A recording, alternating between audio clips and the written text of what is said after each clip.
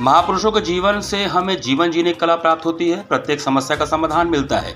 कैसे जीवन जीना है उसका बोध होता है। महापुरुषों के जीवन के अनुभव ऐसे हैं कि उनके विचार जीवन की विपरीत परिस्थितियों में भी हमें आगे बढ़ने के लिए सदैव प्रेरित करते हैं। पद्म विभूषण महामहोपाध्याय पंडित गोपीनाथ कविराज संस्कृत वाङ्मय के प्रकांड विद्वान थे। विश्वविद्यालय में तंत्रागत विभाग की स्थापना उन्होंने की थी। भारतीय दर्शन की पूरी संस्था थे। पंडित गोपीनाथ कविराज महामहोपाध्याय के ज्ञान का था आसान नहीं था। महान दार्शनिक केवल तंत्र शास्त्री नहीं बल्कि वेद वेदांग न्याय सांख्य योग बौद्ध धर्म जैन धर्म दर्शन सहित तमाम शास्त्रों के भी ज्ञाता थे। उन्हें चलता फिरता विश्वकोश माना जाता था। वह भारतीय दर्शन की एक शाखा नहीं पूरी संस्था थे।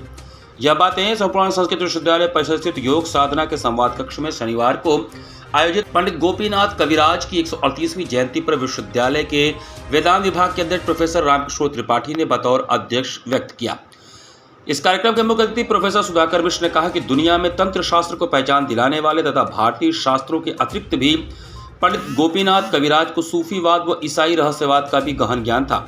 शास्त्र उनके जुबान पर रहता था। भारतीय शास्त्र के अलावा कुरान बाइबल पर भी उनकी पकड़ समान रूप से थी। तमाम विदेशी मुस्लिम ईसाई भी उनसे समझने विश्वविद्यालय आते रहते थे।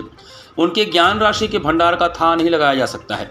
कार्यक्रम के प्रारंभ में मंचस्थ अतिथियों के द्वारा वैदिक मंत्रोच्चार के साथ दीप प्रज्वलन, मां सरस्वती जी एवं पंडित गोपीनाथ कविराज जी की प्रतिमा पर माल्यार्पण एवं वैदिक मंगलाचरण डॉक्टर राजकुमार मिश्र व पौराणिक मंगलाचरण आचार्य अतुल कुमार मिश्र व आचार्य जानी कृष्ण भाई के द्वारा किया गया।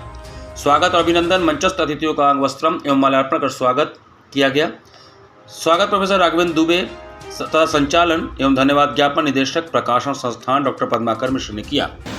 कविराज ने अपनी साधना के द्वारा अपनी तपस्या के द्वारा उन सभी भारतीय विद्याओं को आत्मसात किया था। उनकी साधना पद्धति तथा उनका जो ज्ञान था, आज जो हमारी लाइब्रेरी में 1 लक्ष जो पांडुलिपियाँ हैं, ऐसी कोई भी पांडुलिपि नहीं थी जिस पांडुलिपि को वो नहीं अध्ययन किए हों, अन्ना ज्ञान करते। उनको उस काल में चलता फिरता लाइब्रेरी कहा जाता था। किसी तत्व को यदि जानना है, किसी शास्त्र को जानना है तो किसी ग्रंथ की आवश्यकता नहीं होती थी, अपितु गोपीनाथ कविराज जी के सम्मुख पहुंच करके आप किसी भी विद्या का किसी भी ज्ञान को आप प्राप्त करना था तो आप वो साक्षात उस विद्या के जानकार थे और उसको सम्यक